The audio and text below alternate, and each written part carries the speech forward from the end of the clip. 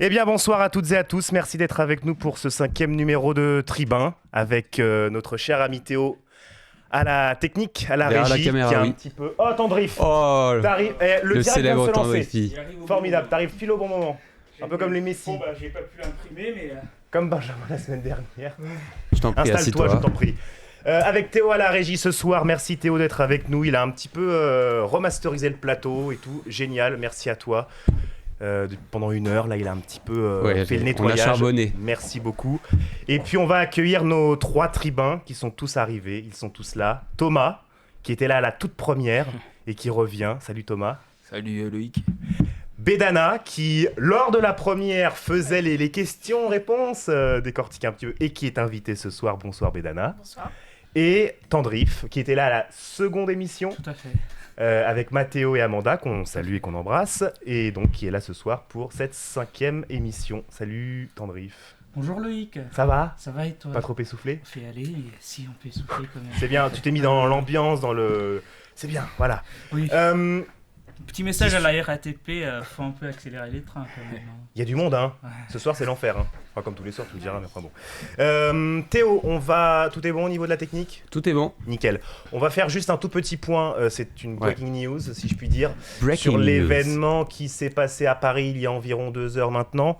Très forte explosion dans le 5e arrondissement. Ouais, très forte explosion dans le 5e. On a les images de BFM. On a les images, ouais. Avec, alors j'ai pas la vision sur le bandeau. Si Théo, tu peux nous dire ce qui Alors, se dit. explosion, au moins 16 blessés, dont 7 graves. Donc voilà, il y a eu une forte odeur de gaz, puis on a vu... Bon, ça s'est passé, donc... Ouais. L'explosion a eu lieu dans un immeuble qui accueille notamment une école de mode américaine. Ouais, c'est ça. L'explosion, le bâtiment qui jouste l'hôpital du Val-de-Grâce. Et donc du coup, un témoin aurait ressenti une très forte odeur de gaz, serait sorti dans la rue et lorsqu'il serait rentré dans son bâtiment, l'explosion aurait eu lieu. C'est une explosion d'origine c'est une explosion. criminelle. On ne sait Ah, pas c'est encore. pas- Ça serait dû au gaz, selon les premières constatations. C'est possible. Plausible. Il y aura des gens sous les décombres. Voilà, on parle au conditionnel, on ne sait pas trop encore. En tout cas, il y a un gros périmètre de sécurité. Les pompiers sont sur place, l'armée est sur place. Il y a 270 pompiers qui sont mobilisés. Et voilà, c'est toutes les informations qu'on a pour l'instant. On parle au conditionnel, ça va être le fil rouge de l'émission. Exactement. Si ouais. le bilan évolue, Si ça on y évolue, reviendra. on pourra faire des petits points de temps voilà, en temps. Théo ouais. fera des petits points et prendra le lead. Je lui autorise évidemment. Merci. Puis voilà, et cette incruste, c'était simplement pour penser aux blessés évidemment, et Oui. ceux qui sont sous les décombres. Voilà, c'était important de le rappeler. Premier thème de ce soir, de cette actualité riche, on va parler de ce qui s'est passé à Nice ces derniers jours, ces dernières semaines, avec ce phénomène endémique local, ces prières dans des écoles primaires, dans plusieurs écoles primaires à Nice. Évidemment, il y a eu de la récupération politique de toutes parts. Évidemment, ça a généré un énorme débat. Je vais vous poser une question très simple. Est-ce que le modèle de laïcité à la française, tel qu'il est en place depuis des décennies, est-ce qu'il est menacé et est-ce que, autre question, n'allons-nous pas vers progressivement un modèle de laïcité anglo-saxon? Est-ce que la lumière faite sur cet événement fait que tout ça évolue? Tendrif. C'est quoi le modèle de laïcité anglo-saxon? C'est un modèle un peu plus multiculturaliste, un modèle de laïcité aussi à l'américaine. La guerre civile, quoi. Mais, Pas forcément, mais en tout cas, oui. Je la vois ce que lumière c'est. faite sur cet événement a fait Euh, que la question de la laïcité anglo-saxonne et de cette évolution a été mise sur la table, et donc je voulais vois avoir ce ta que c'est, réaction oui, là-dessus. t'inquiète, je te taquinais, voilà. mais Quel taquin celui-là. en fait, je sais pas. Est-ce que le modèle de laïcité est menacé? Certainement, d'une certaine manière, oui, mais pas forcément par ces prières-là. Enfin, c'était dans une école primaire, si je me trompe. Dans plusieurs pas. même. C'est pour ça, c'est un phénomène endémique local. d'accord, Oui, bien ok, sûr. d'accord. C'est pas que Ouais, dans ouais. une école, hein. C'est dans plusieurs écoles. Dans plusieurs incidents. Le fait est que à cet âge-là, les enfants sont pas trop conscients de ce qu'ils font. Ils le font certainement sous l'impulsion des parents. Voilà, ils sont encouragés à le faire, mais il y a certainement des gens qui derrière les encouragent. Je pense que c'est pas les prières en tant que telles qui sont une menace pour la laïcité, c'est le fait de plus en plus encourager Les personnes, les enfants, les femmes, enfin peu importe, à défier les lois de la République, c'est-à-dire à adopter des comportements euh, pas religieux, mais à adopter ce genre de comportement dans des espaces qui ne sont pas appropriés. Encore une fois, si ces prières étaient faites dans un lieu un peu plus discret, ça m'aurait pas dérangé à titre personnel et je pense pas que ça aurait été une menace. Mais le problème est surtout le fait que ça se passe dans la cour et que ça soit fait, euh, ça soit encouragé par tes parents qui sont derrière ou autre chose, voilà, je pense. Donc le problème se trouve plutôt en amont, si j'ai envie de dire. Donc pour toi, le problème, c'est l'influence des parents Tout à fait. sur les enfants. Après, je vais pas dire qu'on va les retirer la carte des enfants, non. Mais je pense qu'il faut aussi que ces enfants-là, parce qu'ils sont quand même assez modelables, il faut qu'ils apprennent qu'à l'école, c'est pas le lieu pour ce genre de choses. Ou au moins, s'ils le font, ils n'ont qu'à le faire aux toilettes, c'est pas ça le problème. Mais... Aux toilettes, ouais, c'était une manière de parler. Bédana, une réaction sur... Moi, je pense que c'est problématique. Au-delà du fait de l'influence des parents, je ne sais pas si c'est... Après, je pense que c'est aussi à l'école de recadrer dans l'établissement même ce type de comportement, parce que du coup, c'est l'école laïque. Donc, du coup, ce qui a trait à la laïcité, donc c'est pas de religion à l'intérieur de l'établissement. Et je pense que le plus étonnant, c'est que ça soit quand même des élèves d'école primaire, donc du coup, du fait de leur jeune âge aussi. Après, il y a peut-être aussi une reproduction de... Bon, je pense qu'il y a aussi... Je suis d'accord avec toi sur la question de l'influence, mais il y a aussi, du coup, la cour de récréation, c'est la reproduction des comportements aussi d'adultes dans la société et de ce que... Enfin, voilà, de ce que font les élèves, je pense inconsciemment peut-être. Donc, je pense, voilà, c'est au rôle de l'établissement, aux responsables de l'établissement de recadrer et aussi peut-être de mettre en place des cours autour de la laïcité. Thomas ? Tout d'abord, je tiens à remercier Radio Rec de nous avoir accueillis et j'affirme mon total soutien aux victimes de l'explosion. Alors, concernant la laïcité, d'abord, définissons les termes. Qu'est-ce que c'est le modèle de la laïcité à la française ? C'est la distinction entre l'Église et le privé, donc le privé et le public. Enfin, on nous parle de la laïcité menacée. Tendrif, oui. On nous parle de la laïcité menacée.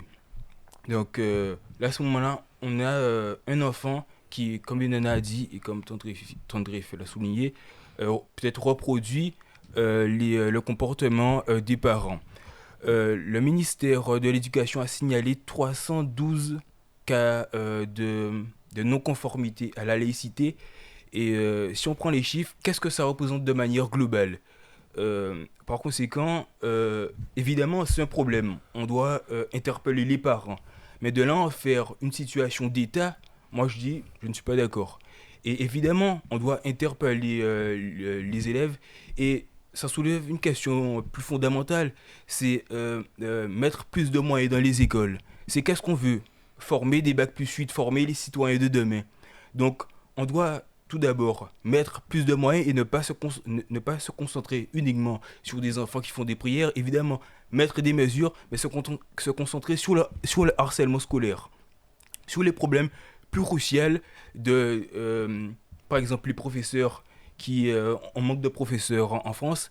Donc, j'ai envie de dire, ils en font beaucoup trop pour si peu quand on regarde à l'échelle nationale. Et je ne suis pas d'accord pour dire que le modèle de laïcité à la française est menacé. Mais je reviens sur ce qu'a dit Bédana par rapport au chef d'établissement. Comment on a fait pour en arriver là, quoi ? Pourquoi les chefs d'établissement ont perdu autant de pouvoir, de crédibilité, d'influence au bon sens du terme sur leurs élèves ? Après, je pense que déjà le problème se situe à l'échelle même de l'éducation nationale.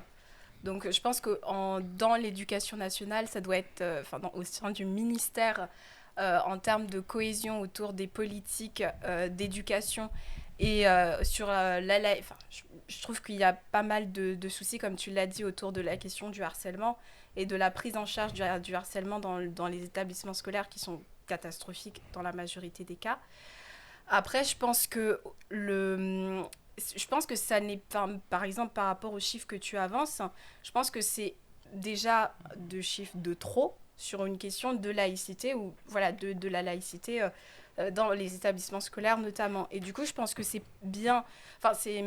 Après, il y a de la récupération politique, mais on devrait réfléchir du coup au fait qu'au sein des établissements, on n'arrive pas à mettre en place finalement la laïcité.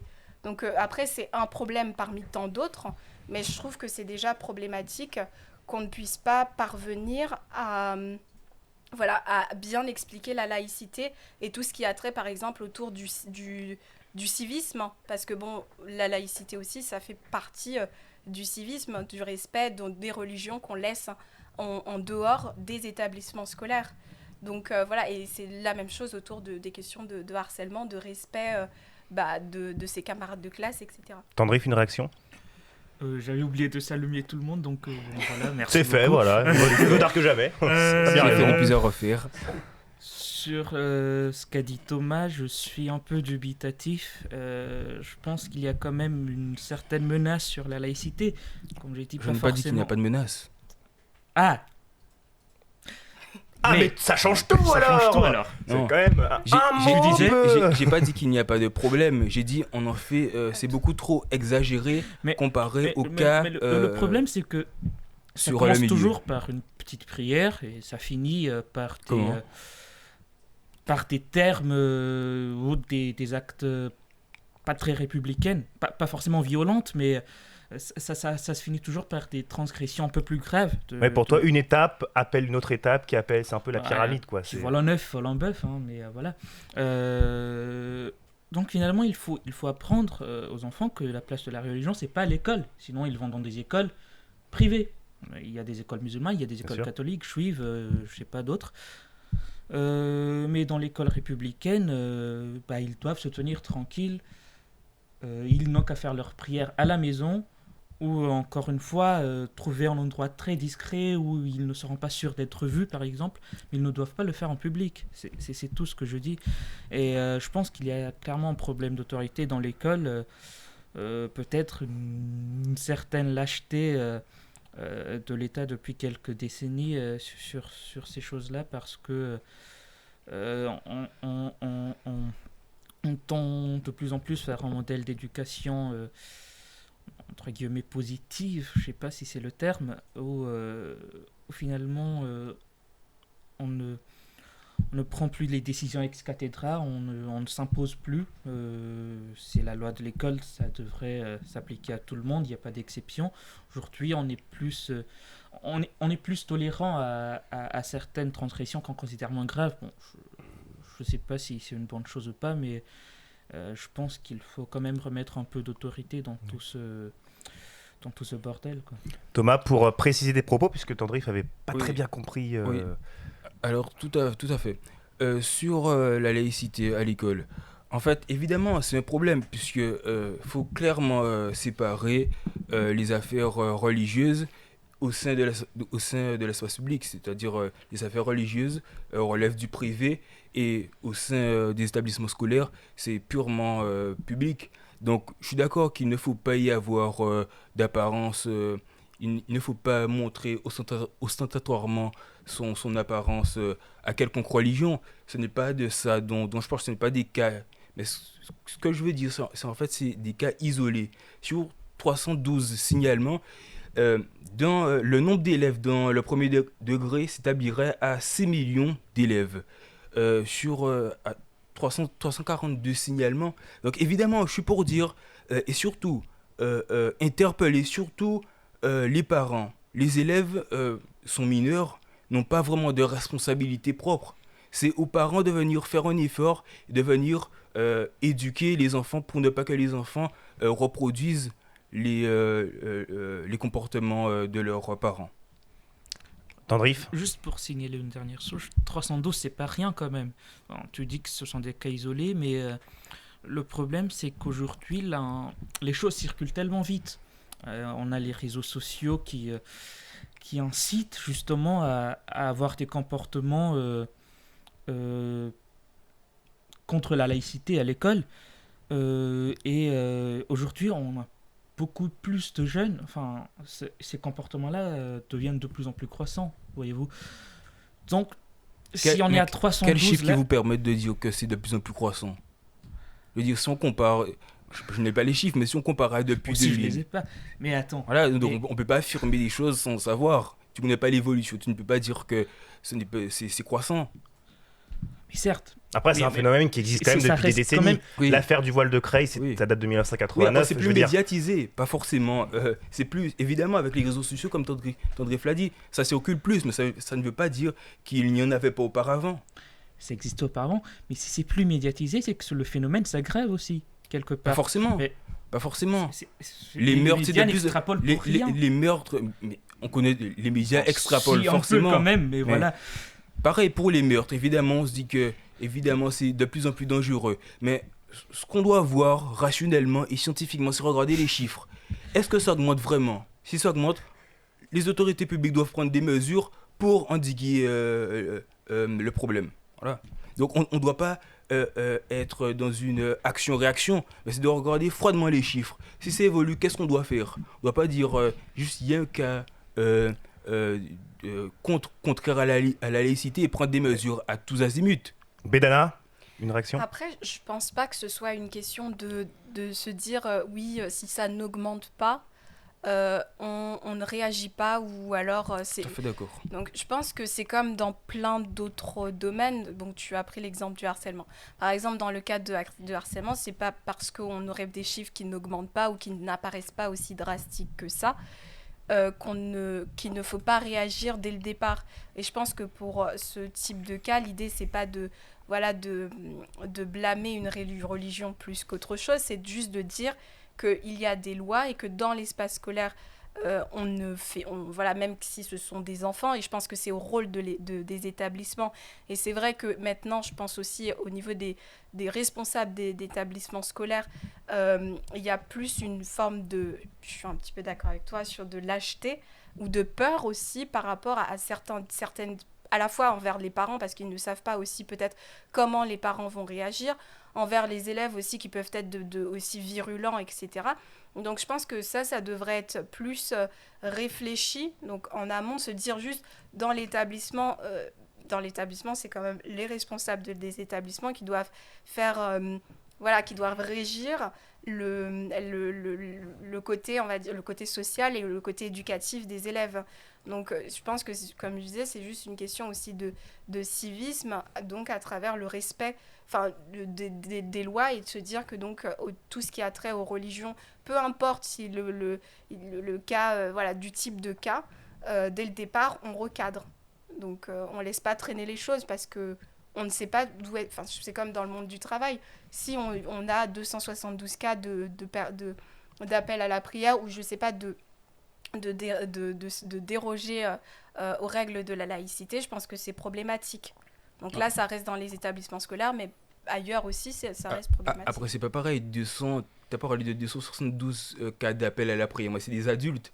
Là, c'est des enfants. Mais ça ne change rien. Non, c'est justement des adultes et des enfants. Donc, il ne faut pas confondre, à mon avis. Et je suis tout à fait d'accord pour dire que notre degré de tolérance a peut-être soit fortement augmenté ou diminué. C'est sur, et je rejoins Tandrif sur cela, c'est sur l'État, le recul de l'État. L'État doit au contraire intervenir davantage, montrer que l'État est présent pour tous ses citoyens et tous les élèves.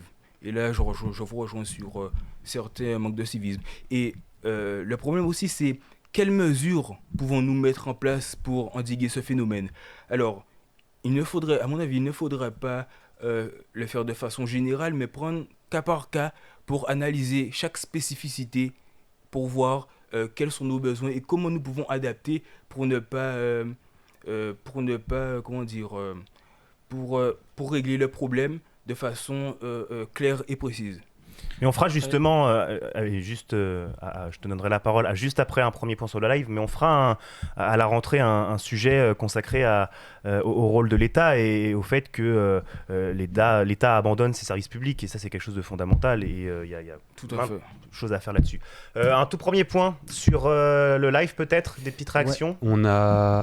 On a le Gabit, du coup, qui nous pose une question. Il dit: que fidèle. pensez-vous de l'éducation en termes de laïcité par les enseignants du primaire? Donc directement au primaire, est-ce que ça vous semblerait logique? Est-ce que les enfants de primaire savent c'est quoi la laïcité? Ça, c'est une bonne question qui se pose. Mais ça revient à ce que disait Bédana tout à l'heure, au fait d'avoir des cours et de pouvoir être dans la pédagogie, Mais à l'enseignement. quel stade ces cours-là? Je sais plus le programme, c'est peut-être en CE2, CM1 qu'on commence à avoir des cours d'éducation civique, je pense. Je sais plus. Non, c'était au collège. Au collège. Moi j'en ai Donc, eu en primaire, mais c'était une oui. école privée catholique. Ah, Alors ok. après, voilà. Donc je pense que peut-être qu'il faudrait introduire des prémices de cours d'éducation civique à l'école, même 30 minutes par semaine, hein, c'est déjà quelque chose. Pas immédiatement consacré à la laïcité, parce que bon, c'est pas tout un sujet non plus. Après, il faut que ça Mais- soit pertinent. Voilà, C'est-à-dire, si ça rentre c'est dans ça. une oreille et que ça sort de l'autre, ça sert pas à grand-chose. Tout à fait.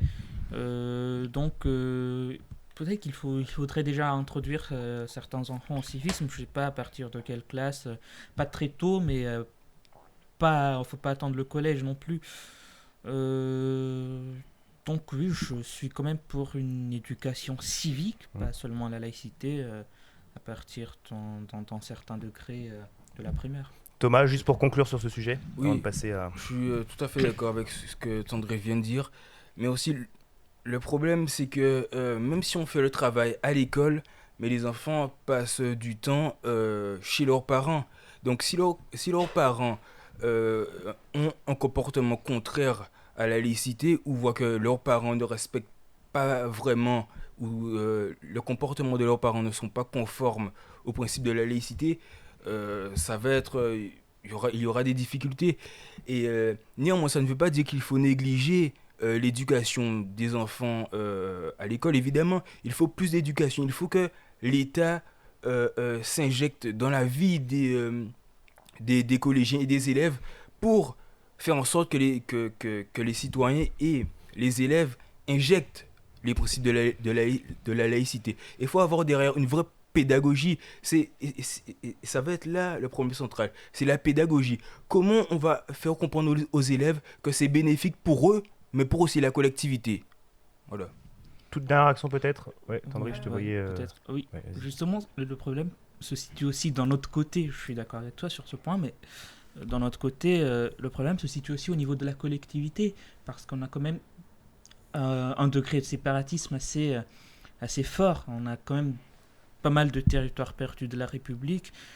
Bon, ça fait l'objet de fantasmes d'une certaine classe politique, c'est pas le problème, mais il faut quand même que la République se travaille à récupérer ces territoires-là, qu'on n'ait pas des zones où effectivement, dans les écoles, des enfants, je suis désolé, mais ça arrive, des enfants qui mangent du porc sans harceler. Je trouve ça bizarre et dommage en même temps.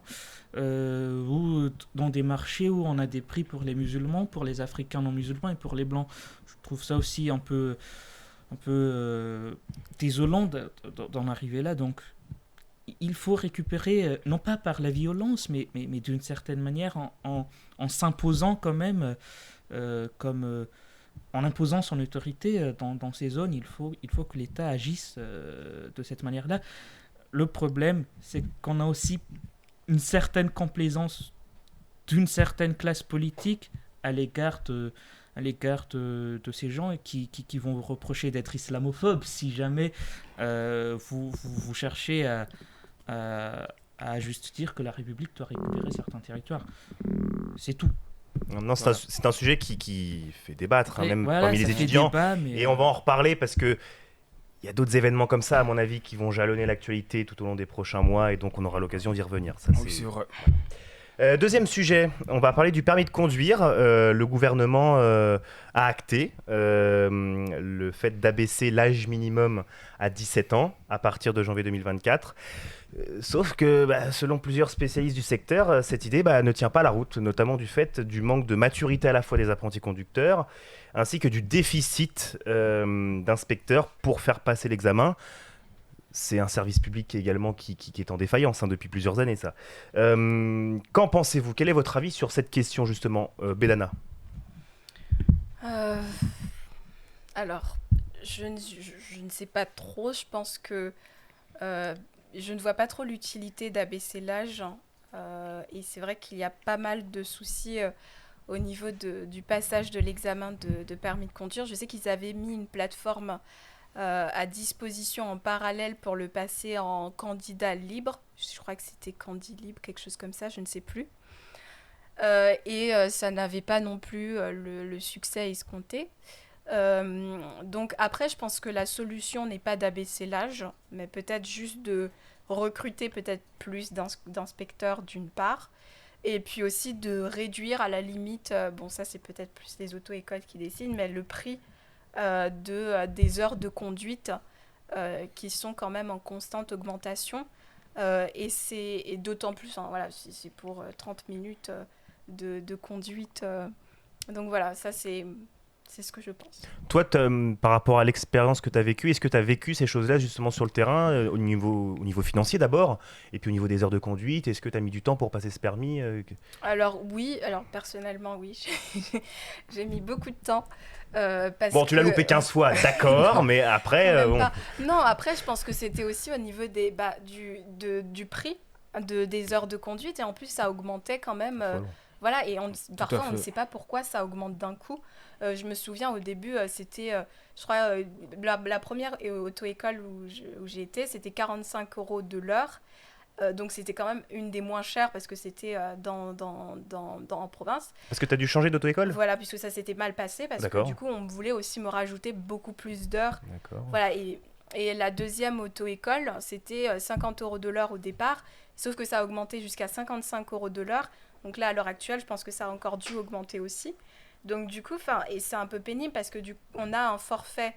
Et en règle générale, on rajoute aussi plus d'heures au forfait de départ. Et je pense que, voilà, et je me dis, c'est quand même beaucoup d'argent dépensé pour, du coup, peu de temps, d'heures de passage de l'examen. Et aussi de temps d'attente. Et c'est ça qui est... faramineux, parce que moi je m'étais inscrite en parallèle, on me l'avait demandé sur, je crois que c'était Candy Libre, quelque chose comme ça, et finalement toujours avec le même problème du temps de passage. Donc ça veut dire on perd du temps et le stress que ça engendre pour les étudiants. Plus, il faut repasser on rajoute en fait des heures de conduite, voilà.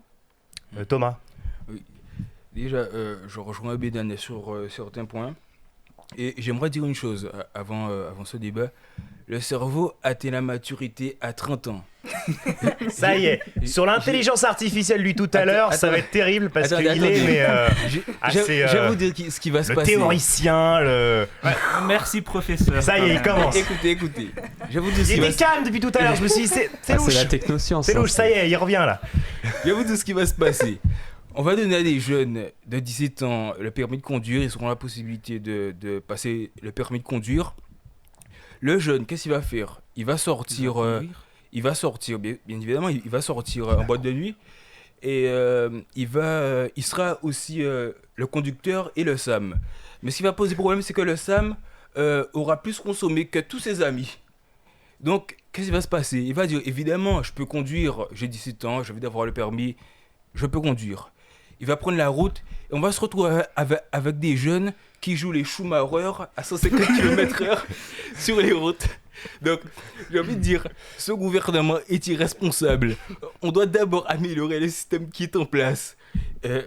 À 17 ans, les jeunes ne sont pas encore assez matures. Il faut attendre 18 ans. Et j'aimerais rappeler que la tranche de 18 à 24 ans, ils ont 56% de taux de mortalité Non, le soir.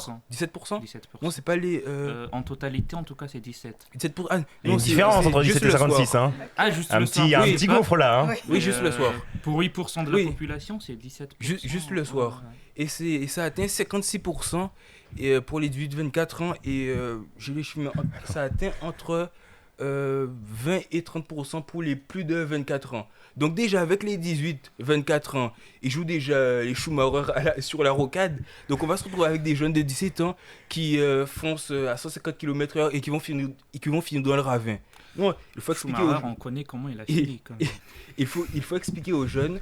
Petite blague d'humour noir, cher Tendrif. Je te reconnais là aussi. Il faut expliquer aux jeunes que ils vont attendre, évidemment. Et j'aimerais rajouter, si on leur donne la possibilité, ok, je suis très bien pour faire passer cette initiative. Si on leur donne la possibilité, il faut regarder de près le baromètre de mortalité. C'est-à-dire un pic, si par exemple on voit que les plus de 17 ans atteignent un pic de mortalité trop élevé, il faut rétro-pédaler. Voilà. Et il faut vraiment surveiller, dès qu'ils passent le permis de conduire, surveiller qu'est-ce qu'ils vont faire. Et ce serait bien de leur donner des voitures appropriées. 75 chevaux, on ne va pas dépasser. On ne va pas leur donner des voitures à 250, 215 km/h, 230 km/h. On leur donne des voitures maximum, pourquoi pas, allez, 80 km/h. Des Ford Ranger. Voilà. Juste Tendrif après Bédana. Tendrif déjà sur les chiffres parce je que vais c'était pas, pas. je vais pas forcément aller contrôler la vie des jeunes, hein, c'est leur problème. Enfin oui, mais je rejoins quand même peut-être Thomas sur certains points. Mais Ouais. Sur les chiffres, c'est juste que les 18-24 ans, c'est quand même 8% de la population pour 17% des accidents mortels. Ah oui, Enfin, j'avais vu aussi, 17% du taux Voilà, de c'est plus, mortalité sur la route. Je te rejoins. Mais honnêtement, je suis quand même assez mitigé sur la décision, quoi. Il me semble qu'à 16 ans, on peut déjà avoir le permis sous tutelle, non je sais Non, pas si c'est le cas. Non, non. Tu veux dire au niveau de la conduite accompagnée. Oui, voilà. Oui, il oui, faut c'est avoir ça, c'est ça. assez- Ouais, c'est Oui, plus oui, ça. À Ouais. 17 ans, mais tu dois passer quand même le permis. Voilà. Tout à fait. Donc je pense que ça serait mieux de maintenir cette mesure-là. Et après, peu importe en fait. Je pense que c'est pas la priorité finalement d'avoir un permis à 17 ans ou pas. Je pense qu'il faut surtout... je sais pas qu'est-ce que le gouvernement a pensé comme condition de mise en place de cette décision, par exemple, parce que, bon, à titre personnel, j'ai entendu aucune explication sur pourquoi mettre le permis à 17 ans. Est-ce qu'ils se sont rendus compte des potentiels dangers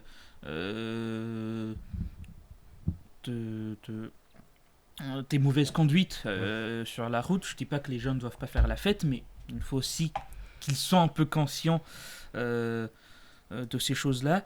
Et peut-être que des sujets plus intéressants à discuter, ça serait l'amélioration de la formation pour les jeunes, donc à la conduite, une meilleure sensibilisation au risque du volant, concernant la prise de stupéfiants, de l'alcool, et aussi peut-être, pourquoi pas, faire passer le permis à 17 ans, mais sous des conditions d'aptitude, sous des tests psychologiques.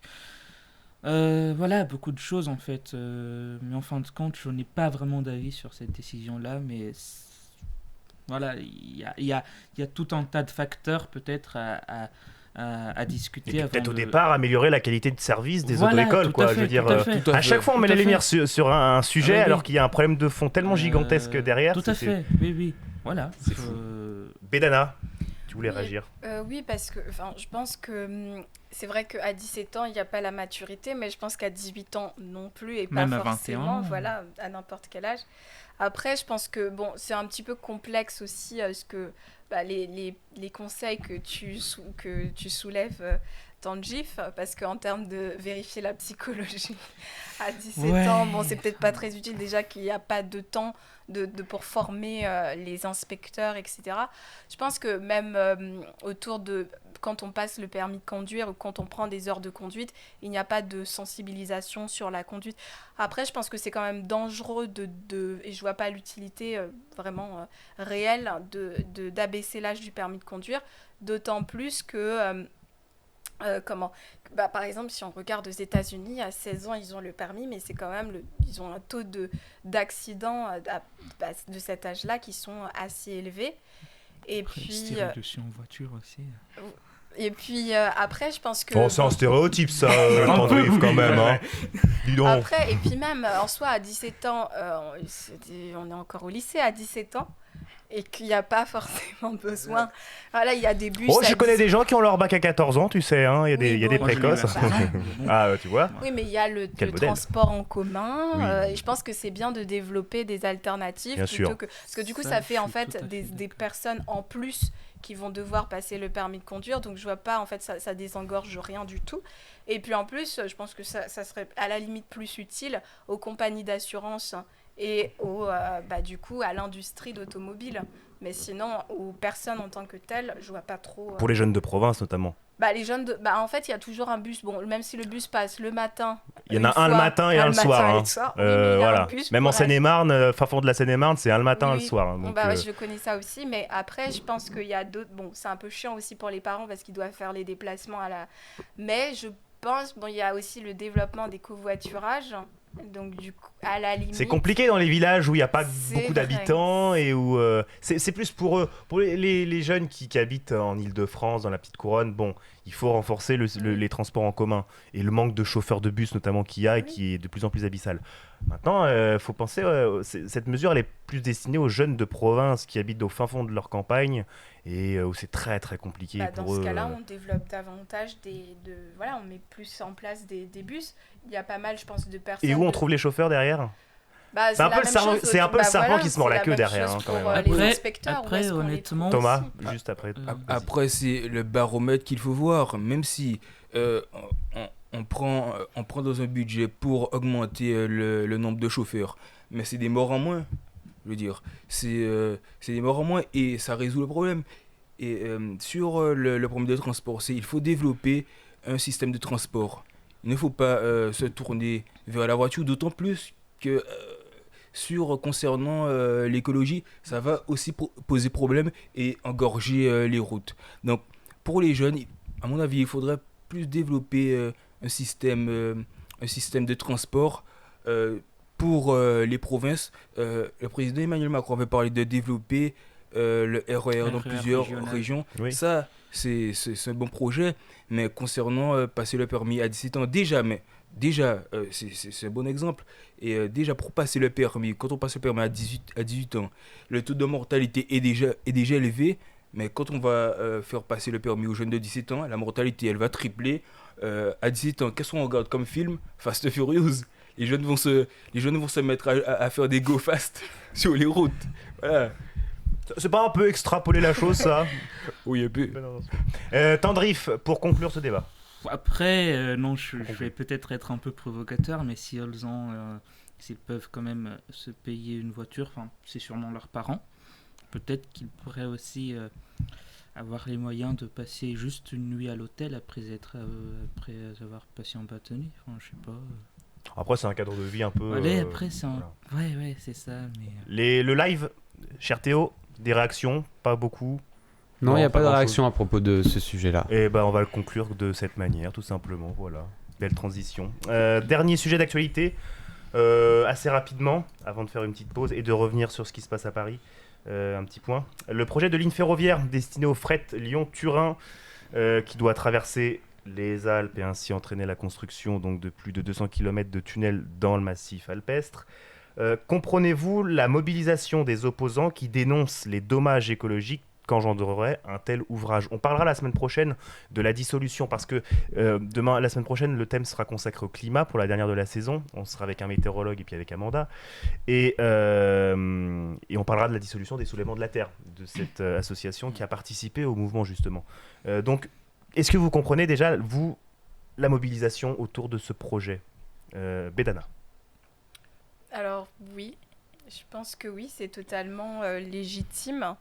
Après, je dois avouer que c'est pas un sujet que je connais très bien, donc je préfère à la limite laisser la parole et je rebondirai dessus. Thomas. Alors, ce que les opposants pointent, c'est faut mettre les faits en place. C'est en fait que les lignes actuelles, Lyon-Turin, c'est ça? C'est ça. Sont sous-exploitées. Et donc en fait, pour eux, ils créent en fait ce projet sera inutile vu que les lignes actuelles sont déjà sous-exploitées. S'ils pointent du doigt aussi c'est le fait que 60 à 125 millions de mètres carrés, de mètres cubes d'eau sont sortis de la Terre annuellement. Et donc c'est ce qui pointe du doigt, et aussi pointe du doigt l'artificialisation de 1700 hectares de terres agricoles. Donc à mon avis, ça peut se comprendre, mais ce que les partisans pointent du doigt aussi, c'est le fait que ça va pouvoir désengorger les routes. Et ça, c'est un bon point. Thomas Tandorif, Merci. mon Dieu. Merci, Thomas. Sur la mobilisation, je n'ai pas vraiment d'avis dessus. Oui et non en même temps, finalement. Je rejoins Thomas sur les 1500 hectares et les 60 à 125 millions de mètres cubes d'eau, mais en fait... Oui, c'est pas forcément des chiffres qui ouais, parlent dans le c'est sens ça. pour le grand public, Si quoi. si ces chiffres sont avérés, je pense très sérieusement qu'il faudrait quand même repenser le projet. Je pense que est-ce que ce n'est pas non plus un gouffre financier comme le dit la Ligue du Nord en Italie par exemple? Est-ce qu'on ne devrait pas faire une nouvelle étude d'impact environnemental? Je pense que ça peut se tenir. Je sais pas. Il me semble que le comité d'orientation des infrastructures n'a pas assez d'éléments aussi pour se prononcer là-dessus et a même peut-être préconisé d'améliorer la ligne Dijon-Modane, en fait, pour en faire une ligne Dijon-Turin. Ouais. Je pense qu'on la prolongera, évidemment. D'améliorer et de renforcer cette ligne parce que, bon, là pour le moment, c'est vrai que cet itinéraire-là, pour 125 millions pour 25 millions de tonnes de fret, elle est un peu. Elle n'est pas. Elle est un peu. Elle n'est pas capable de la supporter, mais je pense qu'on peut renforcer cette idée-là aussi. Pour les mobilisations. Voilà, Mais on en reparlera la semaine prochaine. c'est Hein, peut-être assez de la Terre. légitime d'une certaine manière, mais bon. Il y a quand même une forme de radicalité qui Voilà, est assez... c'est ça. Je pense, je ne soutiens pas les zadistes et je pense que il faut quand même rester dans un cadre assez. Thomas, pour conclure voilà. sur ce sujet, Oui, rapidement. après, On y reviendra la semaine prochaine. je rejoins Tandrif sur l'étude d'impact. Et pour mettre en contexte, en fait, les 1700 hectares représentent 15 km, 15 kilomètres concernant la superficie. Et Paris, ça fait 105 km carrés. Et donc, soit 10 à 15% de la superficie de Paris. Donc, bon, on pourrait se poser sur est-ce que ça vaut vraiment le coup, réanalyser, faire une analyse de manière globale du projet. Mais ce qui pose problème aussi, c'est les relations de la France avec l'Italie.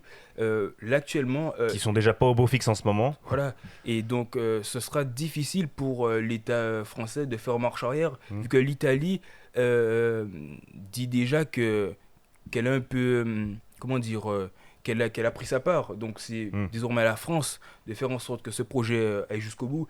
Et si j'ai vu sur les chaînes d'information que le projet est déjà presque conclu et il manque une petite partie à faire, le plus gros du boulot.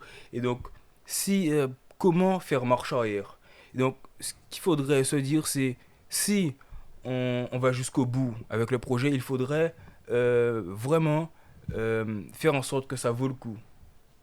Donc continuer jusqu'au bout et faire en sorte que d'un point de vue écologique que c'est vraiment aux attentes. Et puis c'est un vieux projet qui date de 2001 en plus. Hein. Ça fait 20 ans que 2001 je crois que c'est 2001. Okay, d'accord, okay. Oui, c'est 2001. Oui, Guesso, ministre possible. des Transports et sous le gouvernement de Lionel Jospin. Et donc c'est un vieux projet qui traîne depuis plus de 20 ans quand même, mine de rien. Donc c'est pour ça que quand l'Italie dit à la France qu'elle doit prendre sa part de responsabilité, voilà. Des réactions sur le live peut-être ou pas beaucoup? Bah, il y en a, mais pas sur ça. Oui. Bah Lilon, c'est la Ils fête sont de la timides. musique ce soir, donc Bah peut-être ouais, je que pense les que c'est ça. jeunes sont sortis et... Ah oui, bah, c'est la fête de la musique. Ouais, j'ai eu beaucoup de notifs de ça, de personnes qui pouvaient pas regarder parce Et que bah voilà. Mais on les Malheureusement. embrasse quand même, évidemment. Il y a la rediffusion sur. Et puis il y a la rediffusion Exact. qui marche bien sur YouTube. En Sur plus. YouTube, ouais. Un dernier point sur ce qui se passe à Paris avant de faire une petite pause. Et ben on est Un truc. passé de 18 blessés au tout début du live et là on en est à 29 blessés dont 4 graves. Les images sont impressionnantes quand même. Hein. Oui. Je vois quelques images sur le retour là. Oui, quand même, les dégâts sont assez conséquents. Ouais. Est-ce que c'est la façade du Val de Grèce qui était. Non, c'est la là façade de l'américaine, c'est de l'école de mode américaine, c'est ça? C'est ça, ouais. Ah, d'accord. Qui Oui, jouxte exactement. l'hôpital du Val-de-Grâce. Bah, c'est là où il y a les inscriptions latines. Je sais Oui, c'est plus. ça. Mm. Et donc il y a 7 blessés qui sont mis en urgence absolue, donc voilà. On espère Ouais, que tout se passera bien. On fera un petit point avant de conclure l'émission tout à l'heure. Petite pause de quelques minutes et puis on se retrouve pour l'intelligence Très bien. artificielle, sujet très épineux et puis oh là là, j'y connais pas grand chose donc messieurs dames vous allez devoir m'expliquer On a un un petit peu et puis on a un spécialiste. spécialiste. Oh là là, alors là, Non, je ne suis pas un il s'est spécialiste. déjà échauffé un peu tout à l'heure, là ça va être son oh là là. Comme un poisson dans l'eau. À tout de suite. A tout de suite.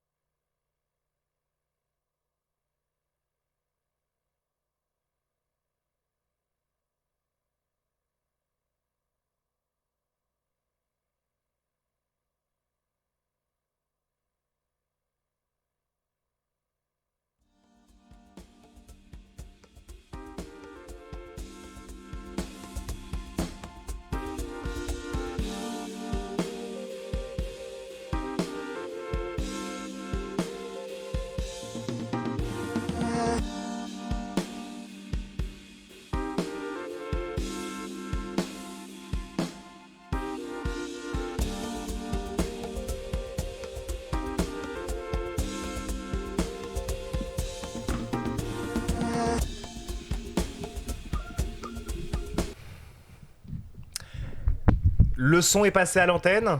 Donc ce que vous venez d'entendre, c'est un son qui a été fabriqué. Alors, à la base par Tendrif. Voilà, c'est une petite surprise, une petite Madeleine de Proust pour débuter cette seconde partie.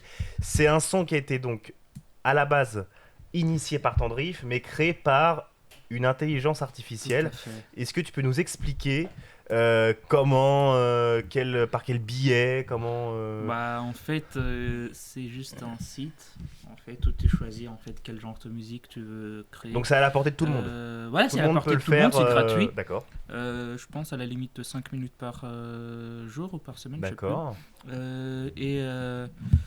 Bah, en fait, tu choisis juste le genre que tu veux, à quel rythme, quels instruments tu mets dedans.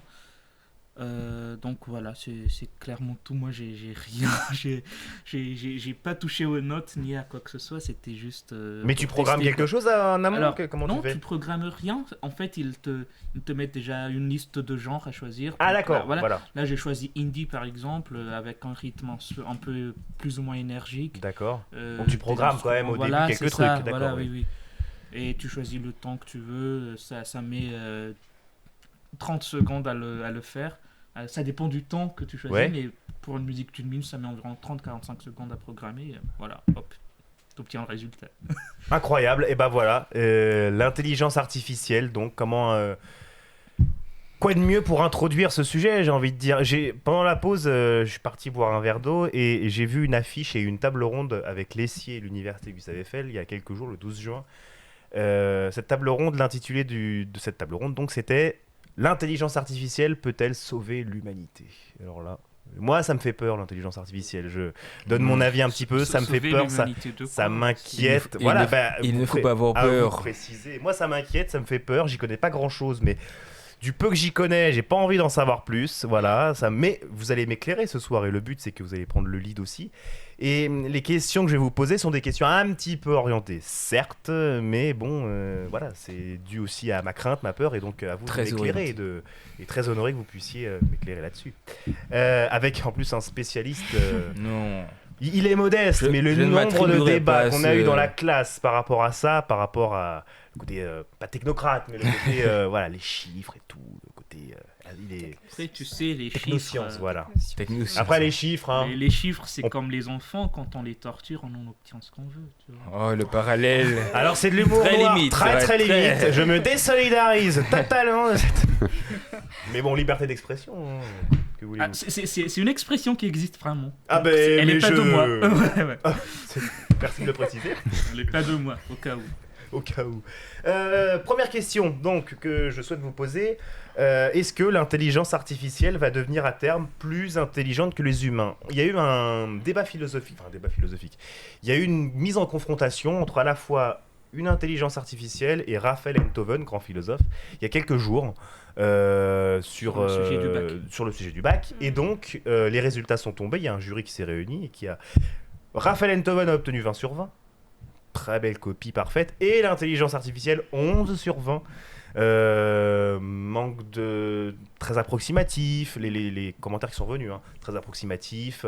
Un manque de problématisation, de structure, etc. Et donc... Bah, cette question, est-ce que l'intelligence artificielle va devenir à terme plus intelligente que les humains ? Oui, parce qu'il y a encore pas mal de progrès à faire. Tu sais combien Raphaël Enthoven a eu au bac en philo ? Non ? 11. C'est vrai ? Ouais. Et comment il le justifie ? Comment il le... Bah justement, je ne sais pas. Mais, On a juste la note, c'est- il a pas donné une voilà, interview, il a dit juste- parce il que- a dit qu'il a eu 11. Comme quoi, hein. Et, donc voilà, comme quoi, on peut toujours... Si ça peut donner de s'améliorer. l'espoir aux Ouais, étudiants ouais. qui nous regardent, voilà. Bah tiens, Tendrift, t'as la parole sur ça. Est-ce que... Ça dépend de ce qu'on entend par intelligence finalement. Est-ce que l'IA peut à terme devenir plus intelligente que l'homme? À première vue, je dirais non. En plus de ne pas vraiment, je pense, être la vraie problématique qui tourne autour de l'IA, je dirais que non, en soi, l'intelligence artificielle n'est pas vouée en tout cas à devenir plus intelligente que l'homme. Techniquement, ne devrait pas l'être parce que ça reste un amas d'algorithmes. Et si tu veux, quand même, l'homme se différencie des autres espèces par sa conscience. d'une certaine manière. Ses sentiments aussi, finalement, je pense qu'un robot ne peut pas avoir de sentiments. Par contre, elle peut créer un sentiment chez nous. On a eu le cas de suicide d'un homme qui est tombé amoureux d'une intelligence artificielle. C'est dommage.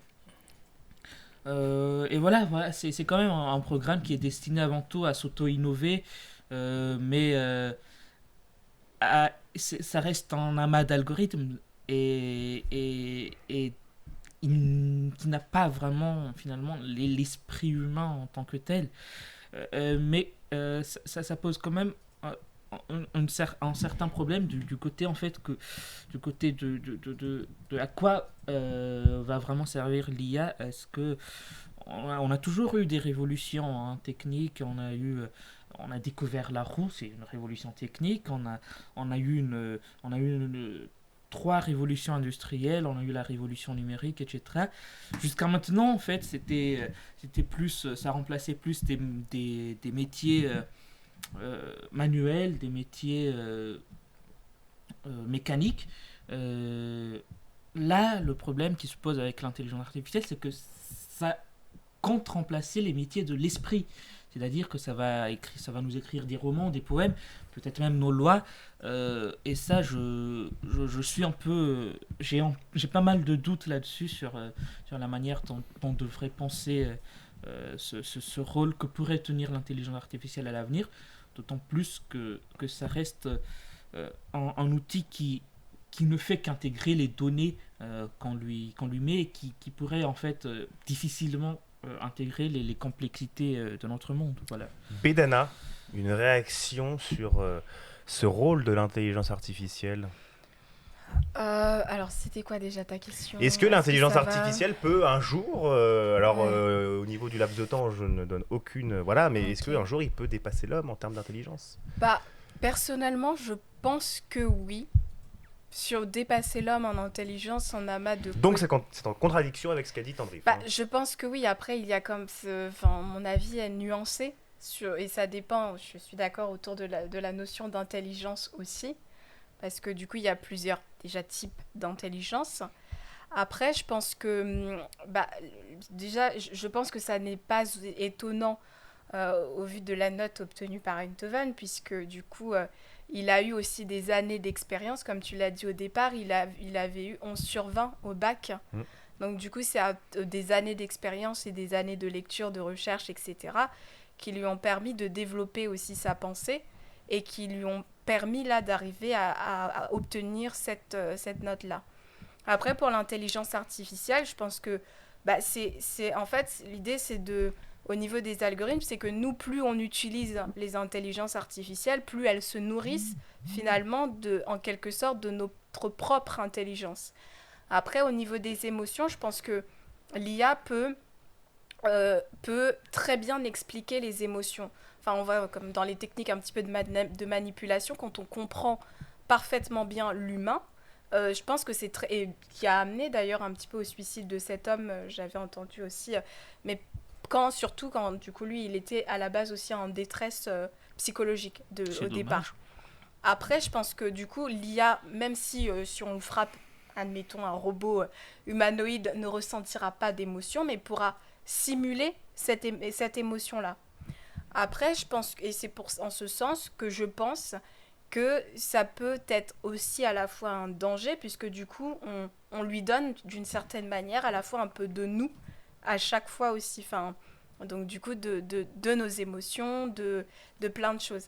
Après, je pense que c'est aussi à l'avenir, et je prends l'exemple des films de science-fiction, finalement, à chaque fois, on copie tout ce l'imagination autour de la science-fiction et autour des dystopies, etc., pour arriver à ce type de création. Donc là, je pense plus, par exemple, au projet Neom en Arabie Saoudite.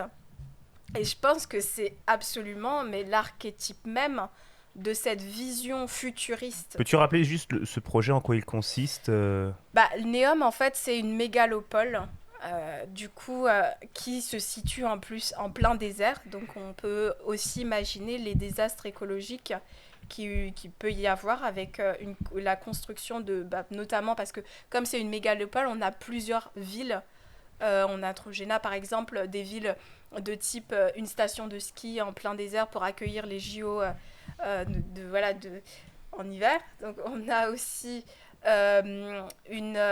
donc The Line, qui est la ligne une ville en verre qui est construite en ligne et en fait qui est gérée par des intelligents. Bon, le but c'est de s'auto-alimenter et du coup d'être géré par de l'intelligence artificielle et où donc l'idée c'est qu'il y ait des robots qui soient présents en fait en permanence.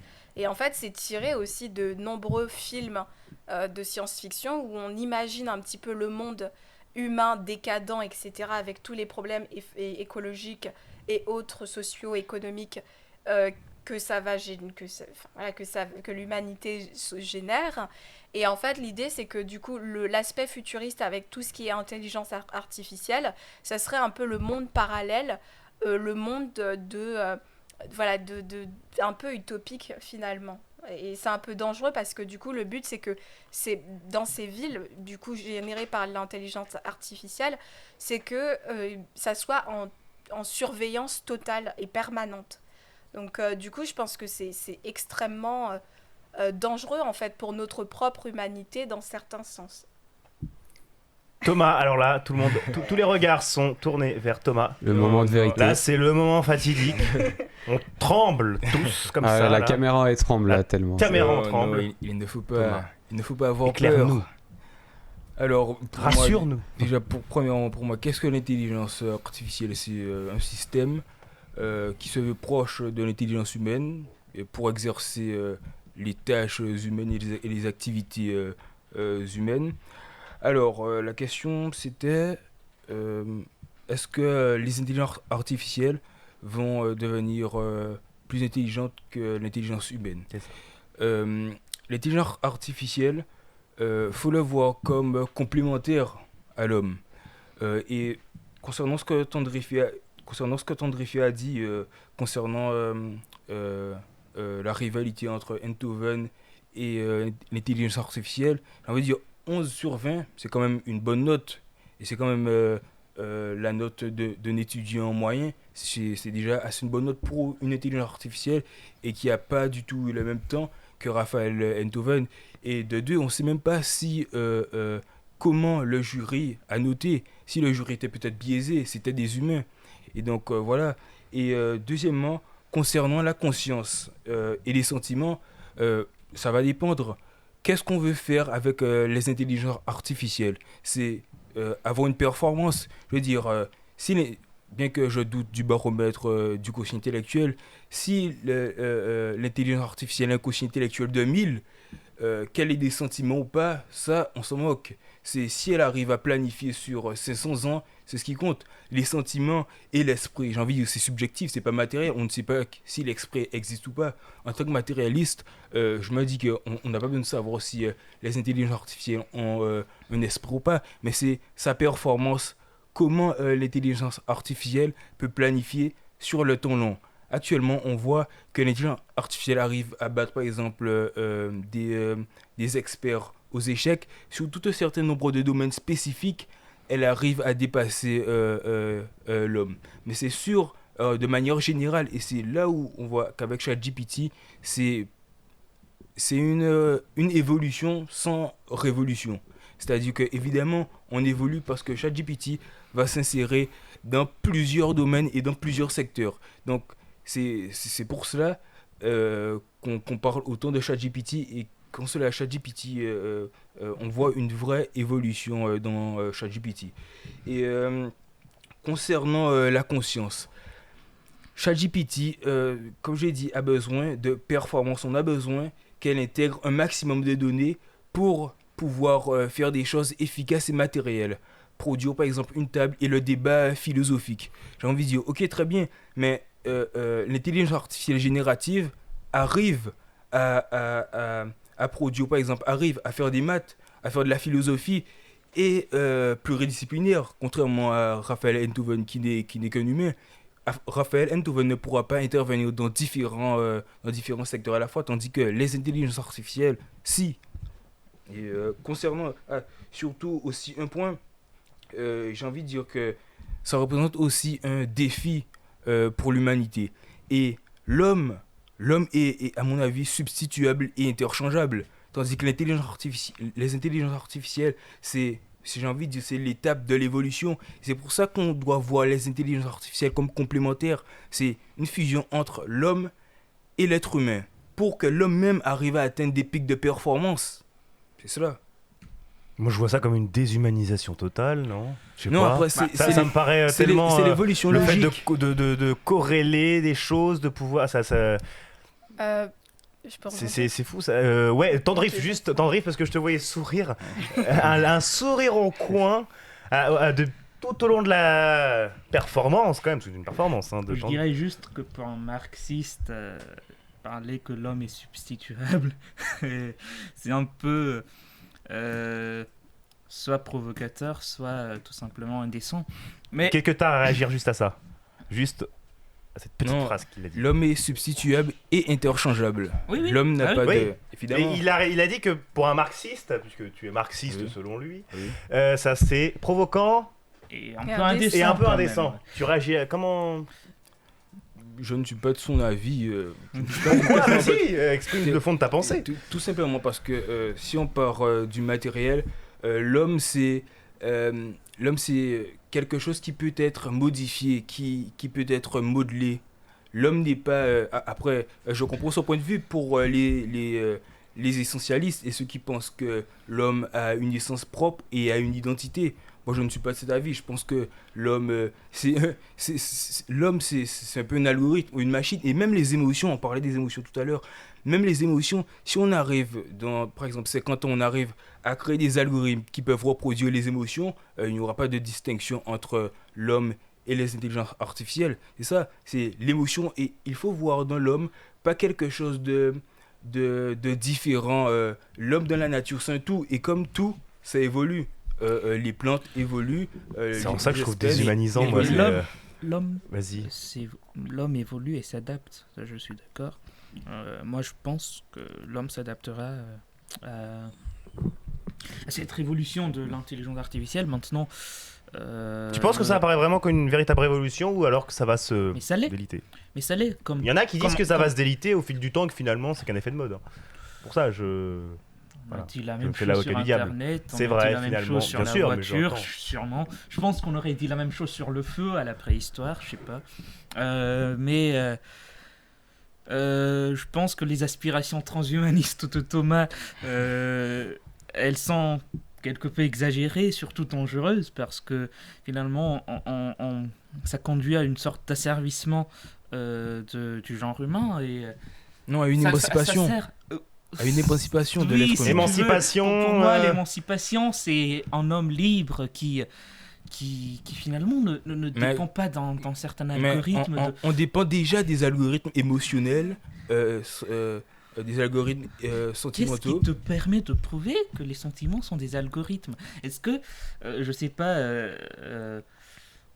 peut-être que tu devrais peut-être lire quelques tests de psychologie, ça serait, ça ne te ferait que du bien. Par exemple, pour les émotions, mais- comment ça fonctionne? Ça fonctionne par des antécédents et ensuite on va développer tout un certain nombre d'émotions vis-à-vis de notre passé. Ça sera déjà intégré en nous et les émotions aussi, ça sert pour notre évolution. Ça a permis aussi de nous faire éviter par exemple des prédations.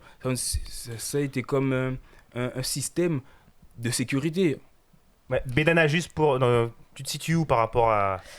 C'est-à-dire que pour moi, l'intelligence artificielle ou toutes les nouvelles technologies ou autres, je pense que ça va se développer et c'est pas un problème en tant que tel à partir du moment où c'est régulé. Et là, je vois aussi au niveau de l'Union européenne ou d'autres qui mettent en place justement des systèmes de régulation au niveau des IA. Après, je pense que du coup, au niveau de... Bon, je suis un petit peu contre tout ce qui est transhumanisme, parce que aussi, je pense que oui, on aime finalement s'inventer de nouvelles choses et de nouveaux problèmes en vue de vouloir... ça, Voilà, c'est le moins donc je pense que... Pas du tout, je suis pas d'accord. Donc, tu as le droit. Après, Je pense que il y a, oui, je suis d'accord au niveau de l'aspect déshumanisant finalement. Parce que je ne suis pas du tout d'accord au niveau du QI, parce que le QI, c'est pas, le test de QI n'est pas fait en fonction de l'intelligence en termes de connaissances acquises, mais il y a plusieurs autres facteurs qui sont pris en compte, et c'est un psychologue en plus qui font les tests de QI.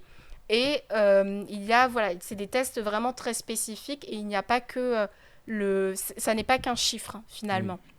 Et donc, je pense qu'au niveau de l'intelligence artificielle, c'est plus un amas de connaissances qui sont emmagasinées plutôt qu'une réelle réflexion. Voilà, donc après, il n'y a pas aussi l'aspect du libre arbitre. Et ça, je pense que c'est dangereux. Par exemple, si on crée un humanoïde sans émotion sur un champ de un soldat, c'est extrêmement dangereux. Ça voudrait dire que, bon, déjà, les guerres n'en finiront jamais. Ça dépend Et il y a pour celui aussi... qui dirige. Non, je pense que de toute manière, parce que c'est quelque chose de... Il y a l'aspect froid, en fait. Il y a l'aspect non humain, quand on parle d'humanité. C'est à la fois aussi... Je vois mon cher Tendrif rire. Et son rire qui monte, Tendrif. Non, Dis-moi, vas-y, va au fond de ta pensée. Ah non, quand Thomas était petit, ça dépend qui dirige. C'est vrai que quand on sera dans une internationale communiste, c'est sûr qu'il y aura moins de guerre. C'est pas plus mal que ça, peut-être, je sais pas. Ce n'était pas le rapport, ce n'était pas le sujet. Certes. Il est d'humeur taquine ce soir. Voilà. Moi, je dirais juste que, pour continuer sur Marx, peut-être, Marx avait vu l'aliénation de l'homme par la machine. Ben moi, je dirais exactement la même chose sur l'intelligence artificielle si on ne fait pas attention, finalement. Et ça serait peut-être même plus grave parce que ça toucherait notre conscience et les métiers de la création où, finalement, l'homme s'est toujours montré, disons, supérieur par rapport aux autres espèces.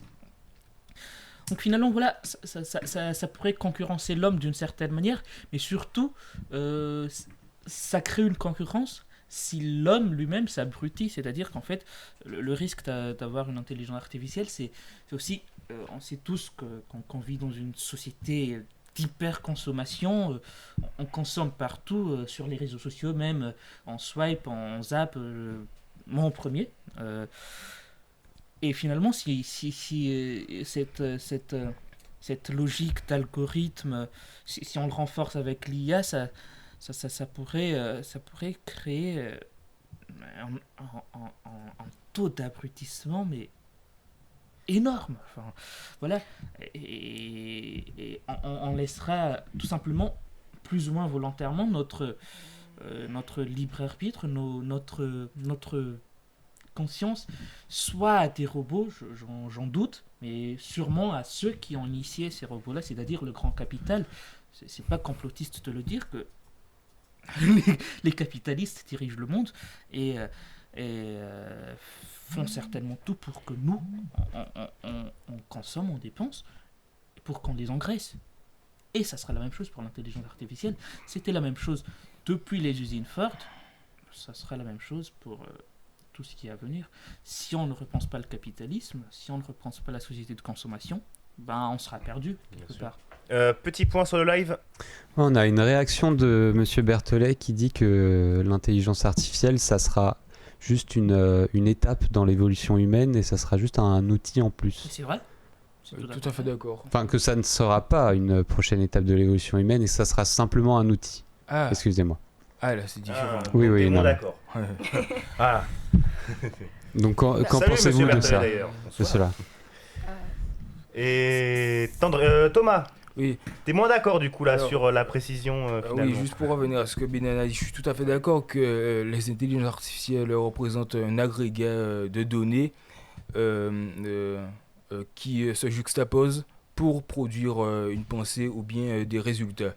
Et si les intelligences artificielles représentent un outil comme les autres, je suis dubitatif. Puisque, comme on le voit avec ChatGPT, ça arrive à produire des données et ça arrive à être efficace beaucoup plus que Ça ne certains. produit pas des données. que certains ChatGPT. points. Ça Non, ne produit pas des données. non, ça produit des résultats. Ça produit des résultats. Mais une intelligence artificielle est aussi intelligente que les données qu'elle intègre. Non. C'est-à-dire qu'elle ne peut pas dépasser en fait les... Mais comme tous les humains ne peuvent pas dépasser les données qu'ils ont emmagasinées au cours de la vie. Certes, mais les humains, Voilà. les humains ont Et toujours su évoluer. Les humains Si- fonctionnent pareil, avec des données. C'est avec des données. C'est par le passé. Si qu'on les arrive humains à étaient développer notre limités à la pensée simple actuelle. donnée, on serait encore à Non, l'âge de pierre. non, mais Voilà. attends, Donc mais voilà. comment on est passé de l'âge de pierre jusqu'à maintenant? C'est des données, pas que des données, c'est des données qu'on a C'est aussi- emmagasinées, des informations et qui sont passées par notre cerveau et notre cognition. Je suis tout à fait d'accord avec ça. J'ai pas dit qu'il ne faut pas opposer l'un et l'autre, mais les données restent cruciales pour le développement de l'humanité. Après, Benana, par rapport, et c'est une passerelle parce que on parle beaucoup effectivement de cette question on a parlé beaucoup de la question de l'intelligence effectivement, et moi je sens dans les propos de Tandrif une certaine forme de dangerosité quand même par rapport à l'intelligence artificielle. En tout cas, le fait qu'au-delà de l'abrutisation que tu nous as parlé tout à l'heure, il y a une forme de dangerosité. Est-ce que pour toi, Bedana, et vous réagirez après tout à l'heure, est-ce que l'intelligence artificielle est dangereuse et au-delà de ça, représente-t-elle une menace en matière de cybersécurité, quoi? Est-ce qu'il y a un moment donné, il ne faudrait pas mettre des limites au progrès et donc à l'intelligence artificielle, Bedana? après, oui, ça représente un danger, mais je pense que justement, il y a d'autres intelligences artificielles qui sont fabriquées pour contrer les dangers de cybersécurité. Donc c'est un petit peu le serpent qui se mange la queue. Qui se mange la queue. Qui se mord ou qui se mange, selon, selon l'interprétation. Après, je pense qu'il y a un petit côté parfois peut-être trop alarmiste sur tout ce qui a trait aux intelligences artificielles, parce que du coup, on a peur que ça nous échappe et qu'on n'ait pas prise sur ça. Et je pense que ça participe aussi bon, du coup, à tout ce qui a trait aux science-fiction finalement, et à l'imaginaire autour de tout ça. Et je pense qu'en fait, plus on s'imagine que ça va ressembler aux science-fiction, et plus on tend vers ce but-là aussi. Après, je pense que autour de... Enfin, parce que je ne suis pas totalement contre les IA. Je pense qu'il y a, par exemple, pour ChatGPT, il n'y a pas que du mauvais. C'est vrai qu'il y a une forme d'abêtissement, entre guillemets, parce qu'on aura moins tendance à aller chercher l'information. Donc du coup, puisque ChatGPT nous donne tout à portée de main, même si c'est pas performant à 100%. Après, je pense que du coup, c'est aussi à l'être humain en tant que tel d'avoir ça en tête, de se dire que la machine n'est pas... voilà, de faire attention à ça, et au niveau de l'utilisation que l'humain en fait, que chaque consommateur finalement de ces intelligences-là en font. Après, ce que je constate, c'est qu'au niveau de certaines entreprises, oui, il y a aussi beaucoup d'utilisation... et je pense que c'est un peu aussi dangereux au niveau de tout ce qui a trait à certains métiers où l'intelligence artificielle autour de la rédaction, autour de l'art aussi, où on utilise beaucoup ces machines-là. Donc du coup, ça veut dire que l'humain risquerait éventuellement d'être moins créatif et d'aller vers plus de facilité.